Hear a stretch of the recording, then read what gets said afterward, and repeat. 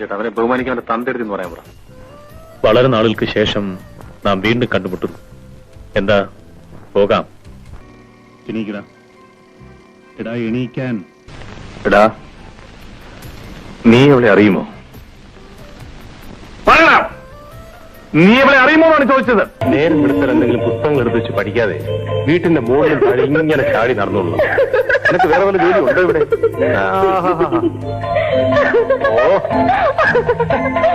നീ എന്നെ ഗഡു പോലും വിടില്ലേ പെണ്ണെ? കാശ് കാണുമ്പം ഞാൻ കഴുതാകുമെന്നാണോ നീ വിചാരിച്ചത്? നിന്റെയൊക്കെ മുതലാളി ഉണ്ടല്ലോ, അവനേക്കാൾ ഞാൻ ബഹുമാനിക്കുന്നത് ഈ കടപ്പുറത്തെ പുഴുത്ത പട്ടികളെയാണടാ. എന്റെ പൊന്ന് തമ്പുരാട്ടി, ആദ്യമായിട്ട് നാണമെന്ന് വെച്ചാൽ എന്താണെന്ന് മനസ്സിലാക്കാൻ ശ്രമിക്കണം. നീ എന്തിനാ ഇങ്ങോട്ട് ഓടി കയറി വന്ന മഴ വീണ് കാണാൻ? അത് തന്നെയാ, ഇവിടെ ഇരുന്ന മഴ മുഴുവൻ നനയും. വാ വീട്ടിൽ പോവാം. ഞാനങ്ങനെ നീ വയ്ക്കും. നല്ല ചുണയുള്ള ചെറുപ്പക്കാരിലഞ്ഞിട്ടാണ് യവന്മാരി വൃത്തിയോടെല്ലാം കാണിക്കുന്നത്. ഭരണകക്ഷിയല്ല, എണീക്കാൻ മനസ്സുമില്ല. ഇതൊക്കെ വലിയൊരു കട്ടിലുണ്ടാക്കി ഇത് രണ്ടുപേർ കിടക്കാൻ പോരാ.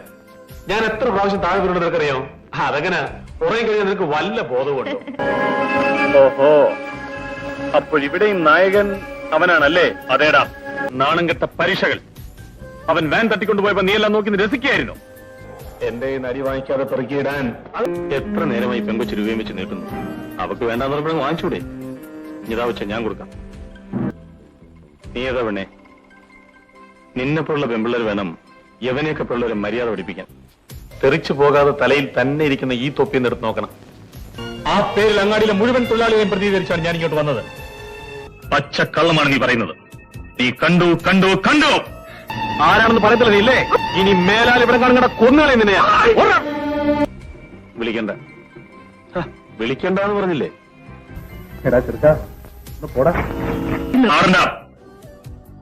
മര്യാദ എടുത്തു അവിടെ.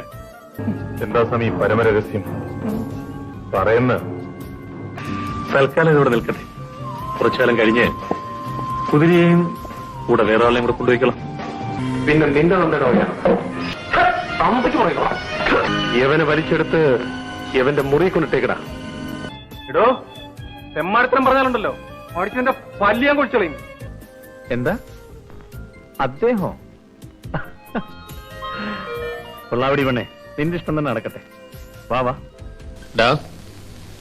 ഈ മലയോര പ്രദേശത്ത് പട്ടിണിയും പകർച്ചവ്യാധിയും കൊണ്ട് കഷ്ടപ്പെടുന്ന പാവങ്ങൾ കൊടുക്കാനുള്ളതല്ലേ ഇതെല്ലാം?